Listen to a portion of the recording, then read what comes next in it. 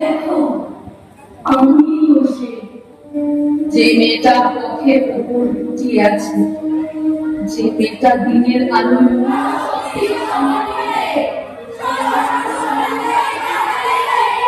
10 সালে একটা হয় আমার পাড়ারই একটা ছেলে আমাকে প্রপোজ করে।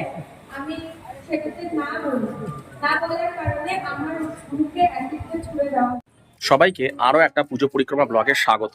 তো এই মুহূর্তে আমি রয়েছি হচ্ছে দক্ষিণদাড়ি ইউথস ক্লাবের প্যান্ডেলে।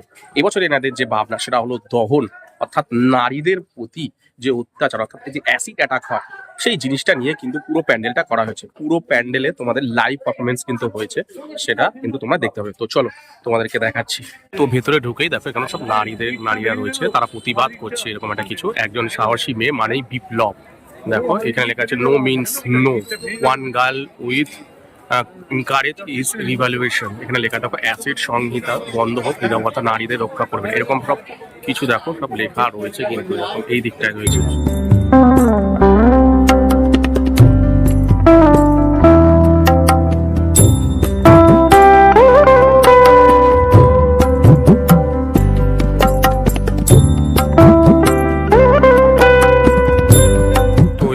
পুরো ভিতরের যে অংশটা এইরকম টাইপের কিন্তু রয়েছে। এই হলো মা দুর্গা, এখানে কিন্তু লাইভ পারফরমেন্স হবে, এখন বন্ধ আছে এই মুহূর্তে।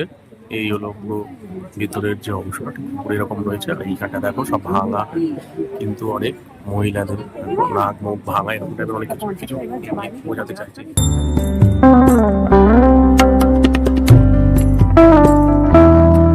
2010 সালে একটা হয় আমার পাড়ারই একটা ছেলে আমাকে প্রপোজ করে।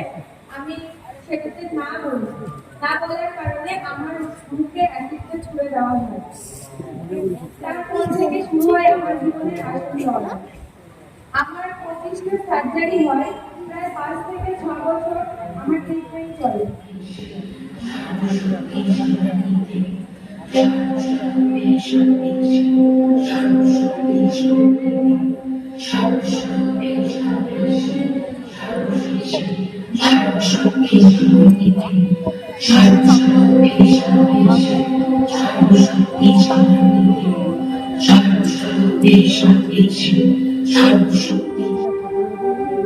যে মেয়েটা আকাশ দেখে শরৎকালে, যে মেয়েটা মায়ের কাছে ঘুরতে আসে বছর করে, তাকে দেখো আমি তো সে সর্বস্বরূপে সর্বেশে সর্বশক্তি সমন্বিতে। ভারত 12 বছর জন্মে তার, সেই মেয়েটাই স্মরণগুলো যে মেয়েটা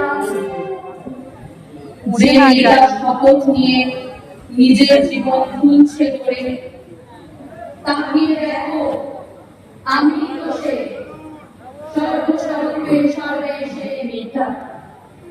সেই মেয়েটাই পাহারা দেয় জগৎ। যে মেয়েটা ভেবেছিল কি আমি, যে মেয়েটা ভেবেছিল আমি কেন, যে মেয়েটা অনেক আগুন ছিল চোখের জলে পিঠের দাগে, আত্মত্যাগে সর্বশক্তি সমন্বিতে নির্বাসিত যে মেয়েটা, সেই মেয়েটার বধ করেছে অবাধ মনে। যে মেয়েটা ঘরের ভিতর ঘুরছে এখন, যে মেয়েটা পথের উপর লুটিয়ে আছে, যে মেয়েটা দিনের আলো মুখ রেখেছে, যে মেয়েটা দুঃখে খালি রাতের আধার। আর সেই তো আমি অস্ত্র হাতে অপেক্ষাতে, সেই তো আমি অস্ত্র হাতে অপেক্ষাতে, সর্বস্বরূপে সর্বেশে সর্বশক্তি সমন্বিতে, সর্বস্বরূপে সর্বেশে সর্বশক্তি সমন্বিতে।